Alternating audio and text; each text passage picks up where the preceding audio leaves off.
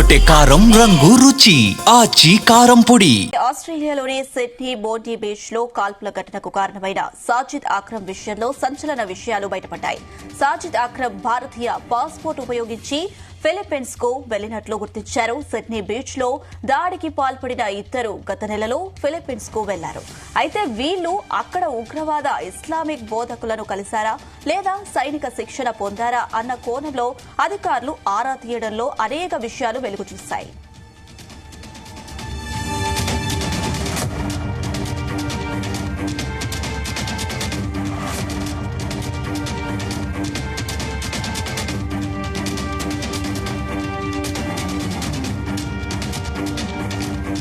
సాజిద్ హైదరాబాద్ లో పాస్పోర్ట్ పొందినట్లు గుర్తించారు. హైదరాబాద్ నుంచి ఫిలిప్పీన్స్ తర్వాత పాకిస్తాన్ వెళ్లినట్లు నిఘా వర్గాలు భావిస్తున్నాయి.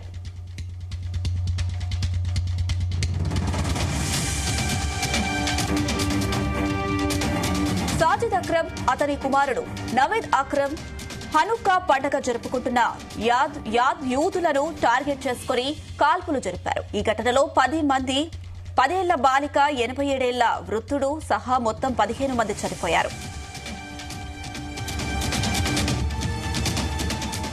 సైనిక శిక్షణ కోసం నవంబర్ 1 నుంచి 28 మధ్య ఫిలిప్పీన్స్ కు వెళ్లారు. సాజిద్ అక్రమ్ భారత పాస్పోర్ట్ పై, అతని కుమారుడు నవీద్ ఆస్ట్రేలియన్ పాస్పోర్ట్ పై ప్రయాణించారని మనీలాలోని అధికారులు గుర్తించారు. సాజిద్ అక్రమ్ పాకిస్తాన్ లో పుట్టాడని భద్రతా నిపుణులు భావిస్తున్నారు. ఈ నేపథ్యంలో సాజిద్ కు భారత పాస్పోర్ట్ ఎలా వచ్చింది అనేది ప్రస్తుతం కీలక ప్రశ్నగా మారింది. ఇదే అంశానికి సంబంధించి మరిన్ని అప్డేట్స్ మా క్రైమ్ బ్యూరో చీఫ్ రవితేజ అందిస్తారు. రవితేజ. ఆస్ట్రేలియాలో జరిగినటువంటి కాల్పుల కేసులో ఉగ్రవాది మూలాలు బయటకు వచ్చాయి. ఆ మూలం కూడా హైదరాబాద్ నుంచి తయారైనటువంటి ఉగ్రవాద శక్తి అనేది కూడా ఆస్ట్రేలియా అధికారులు గుర్తించి భారత పౌర సర్కార్లకు ఈ సమాచారాన్ని అందజేశారు. ఇప్పటికే భారత సర్కార్ కూడా అలర్ట్ అయ్యి ఇటు తెలంగాణ పోలీసులను కూడా అప్రమత్తం చేసి అసలు ఈ కుటుంబం ఎక్కడి నుంచి ఉంటుంది, ఎప్పటి నుంచి ఉంటుంది, ఎప్పుడు ఇతను ఫిలిపియన్ నుంచి పాక్ మీదుగా ఆస్ట్రేలియా చేరుకున్నారో ఆ వివరాలను కూడా సమర్పించాలంటూ కూడా ఇప్పటికే కేంద్రం ఆ వివరాలను కూడా ఆరాధించినట్టుగా తెలుస్తుంది. చనిపోయినటువంటి సాజిద్ అక్రమ్ ఇతను ఇండియన్ పాస్పోర్ట్ లభ్యం కావడంతో ఏ ప్రాంతానికి చెందినంత వాడు అనేది పూర్తిగా వివరాలు తీసినప్పుడు హైదరాబాద్ మెహదీపట్నం ప్రాంతానికి చెందినవాడుగా పోలీసులు గుర్తించి ఇక్కడ తెలంగాణ పోలీసులు అప్రమత్తం చేసినట్టుగా తెలుస్తుంది. హైదరాబాద్ నుంచి ఫిలిపియన్స్ తర్వాత పాకిస్తాన్ వెళ్లినట్టుగా కూడా నిఘా వర్గాలు గుర్తించాయి. 3 రోజుల క్రితం జరిగినటువంటి సిడ్నీలోని ప్రసిద్ధ బాండీ బీచ్ వద్ద హనుక్కా ఉత్సవం జరుగుతూ ఉండగా తండ్రి కొడుకులు ఇద్దరు కూడా 15 మందిని అందరూ చూస్తుండగానే 2 రైఫిల్స్ తో వీళ్ళు వరుసగా కాల్పులు జరపడంతో ఇప్పుడు అంతర్జాతీయ వ్యాప్తంగా ఇది తీవ్ర కలకలం రేపినటువంటి ఘటనలా కనబడుతోంది. 50 ఏళ్ల సాజిద్ అక్రమ్, అతని కొడుకు 24 ఏళ్ల నవీద్ అక్రమ్, వీరిద్దరూ తండ్రి సాజిద్ అక్రమ్ హైదరాబాద్ ఇండియన్ పాస్పోర్ట్ చెందినటువంటి వ్యక్తి, కొడుకు నవీద్ అక్రమ్ ఆస్ట్రేలియా పాస్పోర్ట్ కి చెందినటువంటి వ్యక్తిగా గుర్తించి వీరిద్దరు దురాఘాతానికి చెందినటువంటి వివరాలన్నీ కూడా సేకరిస్తా ఉన్నారు. వీరు పాకిస్తాన్ మూలాలు కలిగినటువంటి వ్యక్తులు. హైదరాబాద్ లో అంత ఈజీగా వీరికి ఈ పాస్పోర్ట్లు ఎలా లభ్యమయ్యాయి, సాధారణ పౌరులకే 1కి 10 సార్లు చెక్ చేసి పాస్పోర్ట్లు ఇస్తున్నటువంటి పోలీస్ అధికారులు అంత ఈజీగా ఈ ఉగ్రమూకాలు పనిచేస్తున్నటువంటి వీరికి పాస్పోర్ట్ ఎలా లభించింది అనే దానిపై కూడా వివరాలను కూడా సేకరిస్తా ఉన్నారు. సాజిద్ అక్బర్ 50 వయసు, భారత మూలాలు కలిగినటువంటి వ్యక్తి.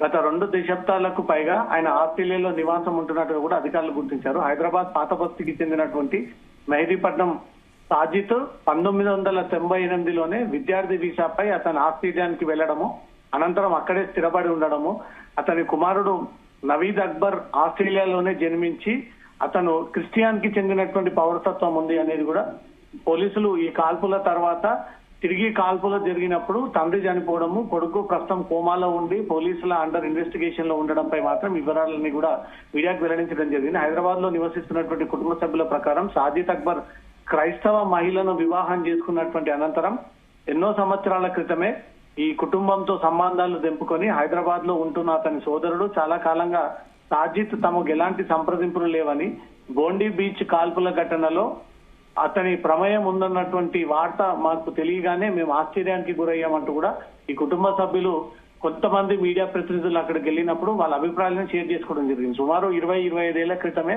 సాజిద్ అక్రమ్ తమ కుటుంబంతో ఆ సంబంధాలు తెంపుకొని అక్కడ ఎక్కడ వెళ్ళాడు, ఎక్కడ పెళ్లి చేసుకున్నాడు, ఈ కాల్పుల గిట్టన మాకు ఎలాంటి ప్రమేయం లేదు, ఈ రకంగా కాల్పులకు తెగబడ్డాడంటే మేము కూడా షాక్ అవుతా ఉన్నామంటూ మాత్రం తన స్వయాన సోదరుడు ఈ విషయాన్ని మీడియాకి వెల్లడించినట్టుగా తెలుస్తుంది. ప్రభుత్వ వర్గాల సమాచారం ప్రకారం సాజిద్ తండ్రి గతంలో సౌదీ అరేబియాలో పనిచేసి భారత్ కి తిరిగి వచ్చినటువంటి తర్వాత హైదరాబాద్ లో ఒక అపార్ట్మెంట్ ని కొనుగోలు చేయడము, కొన్ని సంవత్సరాల క్రితం సాజిద్ హైదరాబాద్ కు వచ్చినటువంటి సమయంలో ఆస్తి విషయంపై సోదరుల మధ్య ఈ వివాదం తలెత్తినట్టుగా కూడా స్వయంగా ఆ సోదరుడు ఈ విషయాన్ని తెలియజేశాడు. ఈ ఘటనపై దర్యాప్తులో భాగంగా భారతీయ అధికారులు కుటుంబ నివాసాన్ని సందర్శించి అక్కడ కొన్ని వివరాలు సేకరించి హైదరాబాద్ లో ఇతర కుటుంబ సభ్యులను కూడా ఇంటెలిజెన్స్ ఈ సాజిద్ కి చెందినటువంటి కుటుంబ సభ్యులు కూడా విచారించేటువంటి అవకాశం ఉంది. ప్రాథమిక విచారణలో గత 27 సంవత్సరాల్లో సాజిద్ అక్బర్ కనీసం 3 సార్లు భారత్ కి వచ్చినట్టుగా కూడా భారత దర్యాప్తు సంస్థలు గుర్తించాయి. హైదరాబాద్ లో 2 సోదరులతో సహా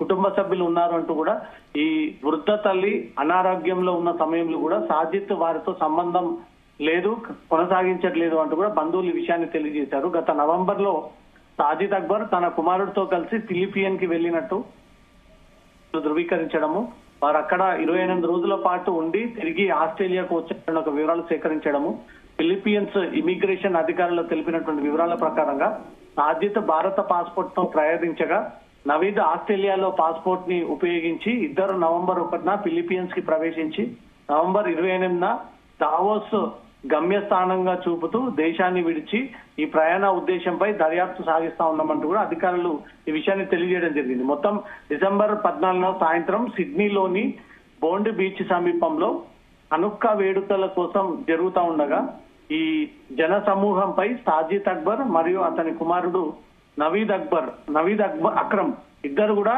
15 మందిలపై కాల్పులు జరపడము, దాంట్లో 15 మంది చనిపోవడము, 24 మంది గాయపడము.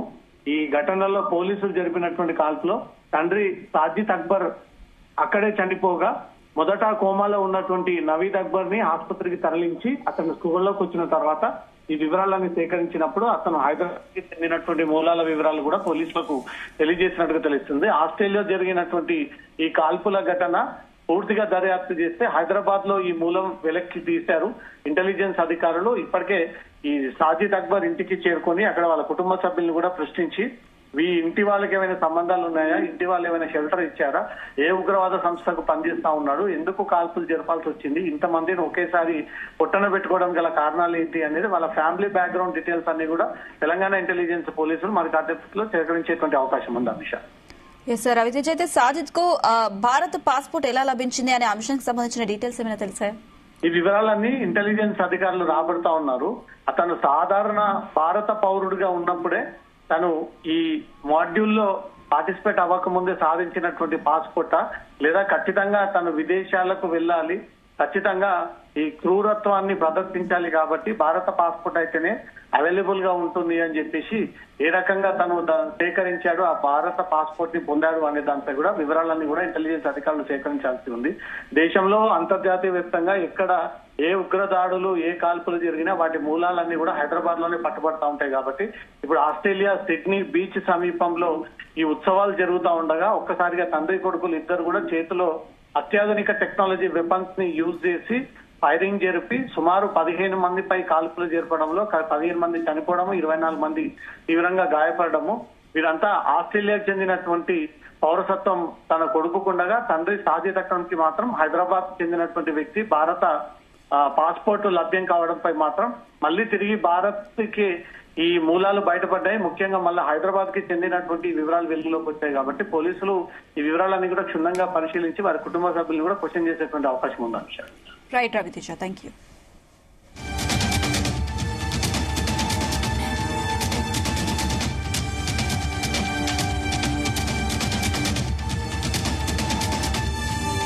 గుమగుమల వంటలే వంటలే తెరకొట్టే కారం రంగు రుచి ఆచి కారం పొడి.